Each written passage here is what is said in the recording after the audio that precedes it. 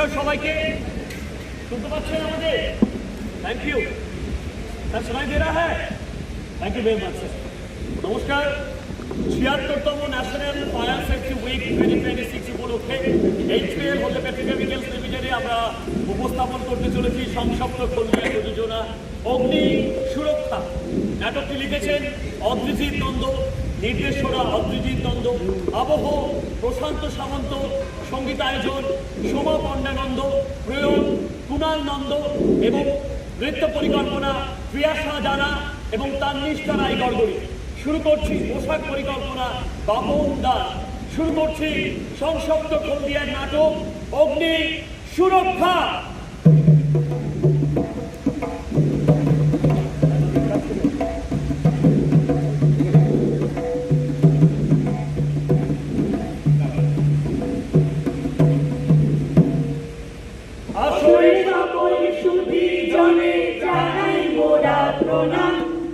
সংসপ্ত করবে নাটক দেখবে পুণ্যবান।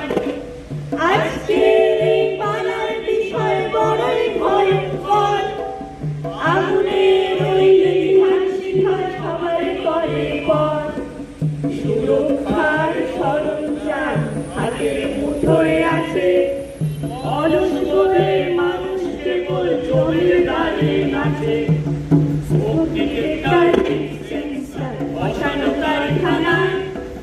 বিপদ আসার আগে যেন সংকেত শোনা যায়। এমার্জেন্সি গেটটি যেন থাকে পরিষ্কার। পথ আটকালে মরণ ছাড়া গতি নাই গোয়ার। নিয়ম করে ফায়ার ট্রেনিং নাও বারবার। প্রশিক্ষণে অস্ত্র তোমার রুখতে হাহাকার। নিজের দোষে নিজে কেন করছো সর্বনাশ?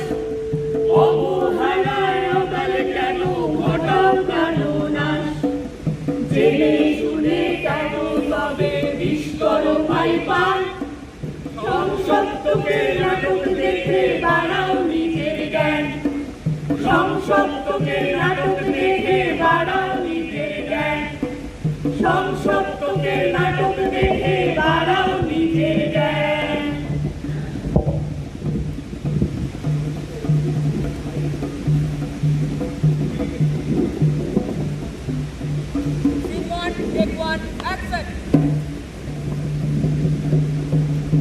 হ্যাঁ দিয়ে দে।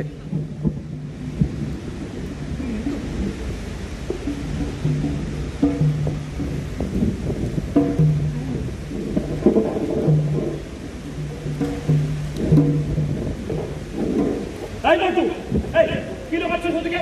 হ্যাঁ ভীষণ ধোয়ারে, তুই কি এখানে বসে বসে মুখাগ্নি করছিস? আগে না স্যার, আমি তো মশা দাঁড়াচ্ছিলাম। মানে স্যার ওই কালকের থেকে ডেঙ্গু হলে আরেকটা স্কুলে আসতে পারবে না, তাই আর মানে একটু গ্রুপ কাজে ঢেলেছিলাম। মানে একটু বিড়ি ঢেলেছিলাম আর কি বললি? কত ছাড়া স্কুলের ভেতর বিড়ি? হ্যাঁ, আর ওই জ্বলন্ত দেশলাই কাঠিটা কোথায় পেলি? আমি তো দেখলাম ওই দাঁড়ি হয়ে থাকা কাগজের স্তূপ আর পাতা স্তূপে একটু হাওয়া লাগলেই তো দাও দাও করে স্কুল পুড়বে রে। পুরটাই তো ভালো, কালকের থেকে আর অঙ্কের ক্লাস করতে হবে না। আর তাছাড়া আমাদের স্কুল তো ফায়ার ড্রিল করাই আছে। চুপ! তুই ফায়ার ড্রিল মানে জানিস? আলবা জানি। ফায়ার মানে আগুন, আর হচ্ছে ড্রিল মানে লেফট রাইট করা। আর যদিও আগুন লেগে যায় আমরা ইমার্জেন্সি দিক থেকে বেরিয়ে যাবো।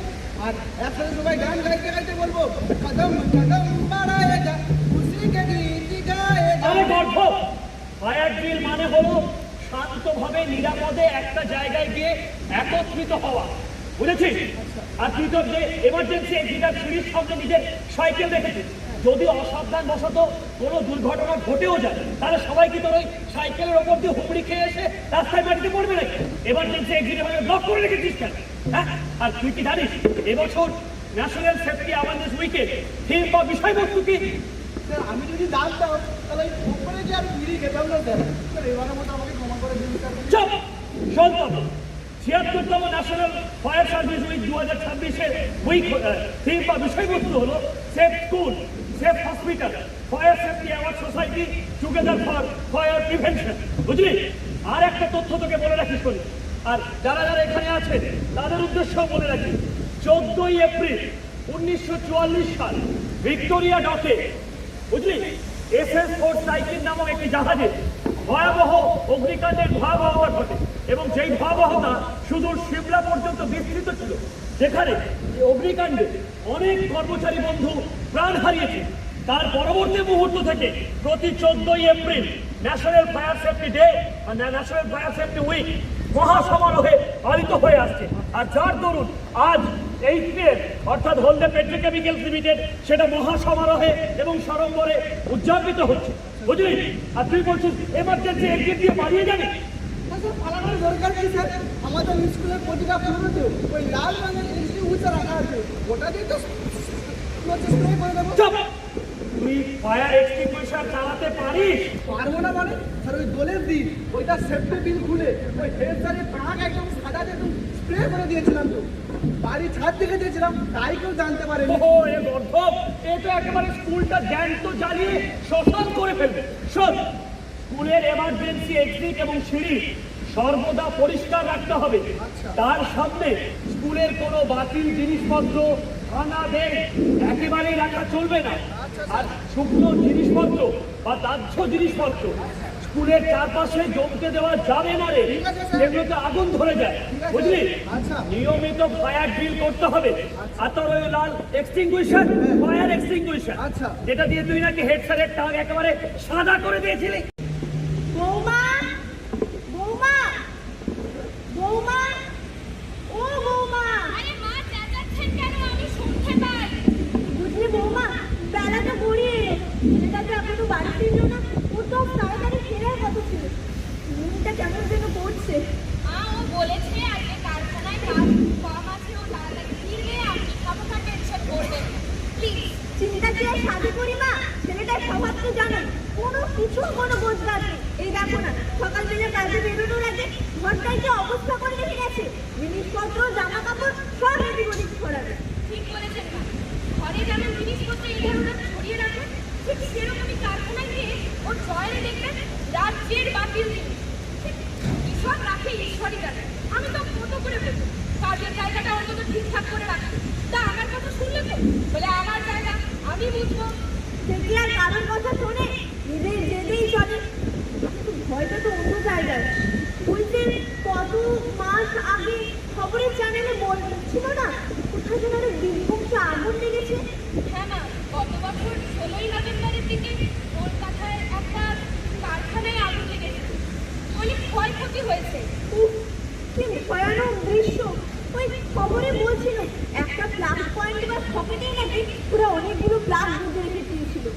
লোড না নিতে পেরে শর্ট সার্কিটের সর্বনাশটা হয়। হ্যাঁ মা, ওটাকে বলে ওভারলোড। কারখানায় তো অনেক বড় বড় মেশিনের সাথে কাজকর্ম হয়, তো একটা সকেটে অনেকগুলো প্লাগ বোঝা মানেই তো বিপদকে ডেকে আনা। ঠিক তাই, আমার ভয় হয় আমার খোকাও যদি পড়াশোনার বসে এরকম কিছু করে বসে। ও তো ওই রকম, হাতের কাছে প্লাগ পয়েন্ট পেল কি চার্জার, ফোন, ল্যাপটপ সব একসাথে ডুবে যায়। হ্যাঁ মা, আমি তো ওকে কতবার করে এইসব বিষয়ে বারণ করি, ওকে বলি তো, কিন্তু ও আমার কথা শুনলে তো? আর এই যে অলসতা আর একটু কিছুতে হবে না, এই মানসিকতাই তো সব আছে বিপদের মূল। আর জানেন তো, কারখানায় এইসব বিষয়ে প্রশিক্ষণও দেওয়া হয়, কিন্তু আপনার কথা সেসব কথা শুনলে তো? বৌমা, নিয়ম তো মানুষের ভালোর জন্য, কিন্তু মানুষ যখন সেই সব নিয়ম না মেনে চলে তখনই সর্বনাশটা হয়। আমি বরং রান্নাঘরে দিতে চাই, পরোটাগুলো গরম গরম থেকে খেতে। ছেলেটা আমার ঠান্ডা খাবার মুখে তুলতে পারে না। কাকিমা, সব শেষ হয়ে গেল। সুমন, কি হয়েছে? কি হয়েছে সুমনের? তোরা এখানে কেন? কারখানায় আগুন লেগেছিল কাকিমা, আমরা সুমনদাকে বাঁচাতে পারিনি। বাঁচাতে পারোনি মানে? বাঁচাতে পারোনি মানে কি? সুব্রত বলো, এসব মিথ্যে কথা তুমি বলো, একবার চুপ করে থেকে না, সুব্রত বলো। ওরে সুমন রে, এ তুই কি করলি রে সুমন? এমার্জেন্সি অ্যালার্ম বেজেছিল, পালানোর সব রাস্তা খুলেছিল, কিন্তু সুমন ওর টেস্টে একটু দাহ্য পদার্থ চুপিয়ে রেখেছিল। আগুন দেখা মাত্র করে টপ করে আগুন ধরেছে। আমরা বাঁচাতে পারিনি সুমনকে। সুমনদা পালানোর রাস্তা ছিল না, নিজের জমানো বাতিল মালপত্র দিয়ে এমার্জেন্সি এক্সিটের কাছে জড়ো করে রেখেছিল। আমাদের চোখের সামনে সব শেষ হয়ে গেল, আমরা কিচ্ছু করতে পারিনি। ওরে সুমন রে, এ তুই কি করলি রে? সকালে যা আমার দিকে তাকিয়ে বেরিয়ে গেলি, ওরে তোরা বল না, তোরা মিথ্যে কথা বলছিস। আমি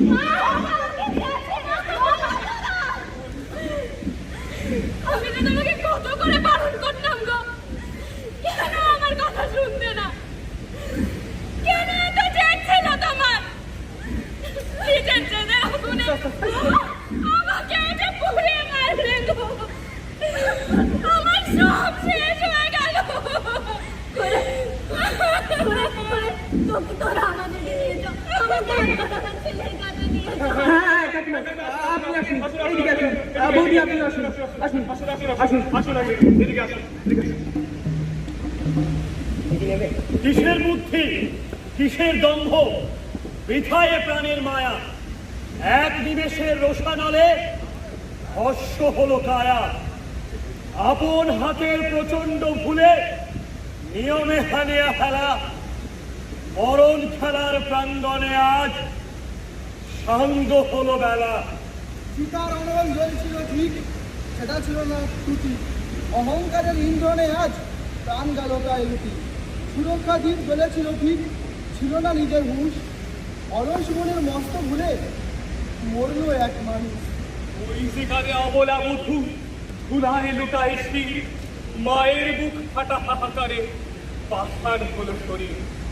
যৌবনের পুরো দিনে নিভিল যে দীপশিখা, অশ্রু জলে রেখা হলো আজ চরম ফুলের রেখা। হে সুবিজন, হে বন্ধু, দেখো এ চরম ক্ষতি। অসতর্কতার ইন্ধনে আজ প্রাণ গেল প্রায় লুটি। প্রত্যেক বছরই ভারতবর্ষের মাটিতে গড়ে 1100-ও বেশি কর্মী শুধুমাত্র লক্ষ্মীমুক্ত কারখানার দুর্ঘটনাতেই প্রাণ হারায়। আর সব ক্ষেত্রে মিলিয়ে দেখতে গেলে অগ্নিকাণ্ডে বছরে মৃত্যুর সংখ্যাটা 27,000-এরও বেশি। ভাবলে শিউরে উঠতে হয়। আমাদের দেশে কলকারখানা নয়, প্রতি নির্মাণ কাজে প্রায় গড়ে 3 জন মানুষ সকালে কাজে গিয়ে আর বাড়িতে বেরলাম। এ তো গেল শুধুমাত্র সরকারি কলকারখানার হিসেবপত্র। আমাদের দেশের এমন অনেক বেনামী এবং অসংগঠিত সরকারি কলকারখানার হিসেবপত্র দেখলে এই মৃতের সংখ্যা যে কত ছড়াবে তার কোনো ইয়ত্তা নেই। 2017 সাল থেকে 2020 সালের পরিসংখ্যান রয়েছে, প্রতি বছর কলকারখানায় দুর্ঘটনায় 4,000-এরও বেশি মানুষ পঙ্গু অথবা মারাত্মকভাবে আহত হয়। এর মূলে থাকে ওই ওভারলোড, যেটা আজকে সময়ের সাথে দেখা গেল। মহারাষ্ট্র, গুজরাট, দিল্লির মতো এই রকম জায়গাগুলিতে অগ্নি ঘটনার মান সব থেকে বেশি। শুধুমাত্র আমাদের দেশ না, এমন অনেক উন্নত দেশ, যেমন উন্নত দেশ আমেরিকাতেও প্রতি বছর প্রায় অগ্নিকাণ্ডের দুর্ঘটনার সংখ্যা 5,800-এরও বেশি। তাই শুধুমাত্র ভারতবর্ষ নয়, দিল্লি, মুম্বাই, গুজরাটের মতো গোটা বিপদ সারা পৃথিবীতেই ওত পেতে আছে। আচ্ছা, এই মৃত্যুর বিচিত্রে রোধ করা যায় না? অবশ্যই যায়, নিশ্চয়ই যায়। শুধুমাত্র প্রশাসন ব্যবস্থা করে দিলেই হবে না, প্রত্যেক কর্মীকে এই নিয়মগুলো মেনে চলতে হবে। সব ধরনের আগুনের জন্য সঠিক এডিসিডি ফায়ার এক্সটিংগুইশার ব্যবস্থা করতে হবে। যে জিনিসগুলোতে আগুন লাগতে পারে সেগুলোকে দূরে নিরাপদ মজুত করতে হবে এবং সেই সাথে প্রত্যেক কর্মীকে ফায়ার ট্রেনিং অবশ্যই দিতে হবে। শুধু তাই নয়, প্রতিটি শিল্প কলকারখানায় সুরক্ষা রাখতে হবে নিজেদের দায়িত্ব। ঝুঁকিপূর্ণ জায়গা বা এলাকাগুলোতে অটোমেটিক স্প্রিংক্লার সিস্টেম বসাতে হবে। যতটা সম্ভব আগুন প্রতিরোধী নির্মাণ সামগ্রী ব্যবহার করতে হবে এবং যে সমস্ত জায়গায় দাহ্য গ্যাস বা ধোঁয়া জমতে পারে সেই সমস্ত জায়গায় পর্যাপ্ত পরিমাণে ভেন্টিলেশনের সুব্যবস্থাও রাখতে হবে। আর মনে রাখবেন, সব থেকে বড় কথা হলো সচেতনতা এবং পরিষ্কার পরিচ্ছন্নতা। যতটা পরিমাণ থেমে পারবে এর প্রতি আপনারা সচেতন থাকবেন, ততটাই পরিমাণ আপনারা পরিষ্কার পরিচ্ছন্নতা রাখতে পারবেন। বিপজ্জনক ও দাহ্য পদার্থের গায়ে স্পষ্টভাবে লেবেল লাগাতে হবে এবং কারখানায় প্রশিক্ষিত সেফটি অফিসার বা ফায়ার ওয়ার্ডের নিয়োগ করতে হবে। শুধুমাত্র শিল্প কলকারখানায় নয়, শিল্প কলকারখানা সহ সমস্ত জায়গায় যদি অগ্নিকাণ্ডের দুর্ঘটনা ঘটে তাহলে সেখান থেকে প্রতিটি কর্মী বন্ধুদেরকে নিরাপদ স্থানে নিয়ে আসার জন্য 5টি গুরুত্বপূর্ণ পথ রয়েছে। শুনতে থাকুন আপনারা, শান্ত থাকুন এবং আতঙ্কিত হবেন না। দ্রুত কিন্তু নিয়ন্ত্রিতভাবে লাইন দিয়ে একসাথে একই জায়গায় জড়ো হন। এমার্জেন্সি এক্সিটের ব্যবহার করুন। লিফট বাদ দিয়ে সিঁড়ি দিয়ে চলাচল করুন। যে সমস্ত জায়গায় দাহ্য গ্যাস বা ধোঁয়া জমতে পারে সেই সমস্ত জায়গায় নিচু হয়ে চলাচল করুন, কারণ নিচুর দিকে ধোঁয়া বা গ্যাস জমতে পারে না, ফলে আপনাদের সকলের শ্বাস নিতে সুবিধা হয়। যদি বা আগুন লেগেও যায় তাহলে দ্রুত ফায়ার অ্যালার্ম বাজান এবং অন্যদেরকে সতর্ক করুন এবং প্রত্যেককে মনে রাখবে প্রতিটি অ্যাসেম্বলি পয়েন্টে দ্রুততার সাথে এবং নিয়ন্ত্রণের সাথে এগিয়ে আসুন এবং সকলে একসাথে জড়ো হন, তাদের সকলের উপস্থিতি নিশ্চিতকরণ করা যায়। আর এই নিয়মগুলি মেনে চললে আমাদের দুর্ঘটনার হার অনেকাংশেই কমানো সম্ভব হবে। আর মনে রাখবে, এই কাজ শুধু একার নয়, সবার একত্রিত পরিচয়। তাই সবাই এসো, আমরা একসাথে বলি, বুক ফাটা ওই ক্রন্দনে আজ আকাশ কুলম্লান, তুচ্ছ ফুলের মাকুল দিয়ে হারায় কত প্রাণ। দুর্ঘটনার চিতার মাঝে উড়বে না আর কেউ, সচেতনতার প্রাচীর দিয়ে দুঃখ শোকের ঢেউ। শূন্য হতে দেব না আর মৃত্যু মায়ের কোল, উঠবে না এই ঘরে ঘরে কান্নার এই দোল। মুছিয়ে দেব না আর মুছিয়ে দেব না নিয়ম ভাঙা। হে পাখরুন, জাগো এবার, ফেরাও তোমার দিশা, সচেতনতার আলোয় ঘুচুক অগ্নিকাণ্ডের নিশা। জীবন বড়ই মূল্যবান, রেখো তাকে সযত্নে, নিয়মগুলো পালনের এই শপথ জাগত মনে। অনসত্ত্বক নাটক করে রাখে এই নিয়তি, সাবধানতার নেই বিকল্প, বিনাশেই দুর্গতি। এই কথাটি মনে রাখো, ভুলো না কবু আর, সুরক্ষা বিধি না মানলে মৃত্যু হবে তোমার। সুরক্ষা বিধি না মানলে মৃত্যু হবে তোমার। সুরক্ষা বিধি না মানলে মৃত্যু হবে তোমার।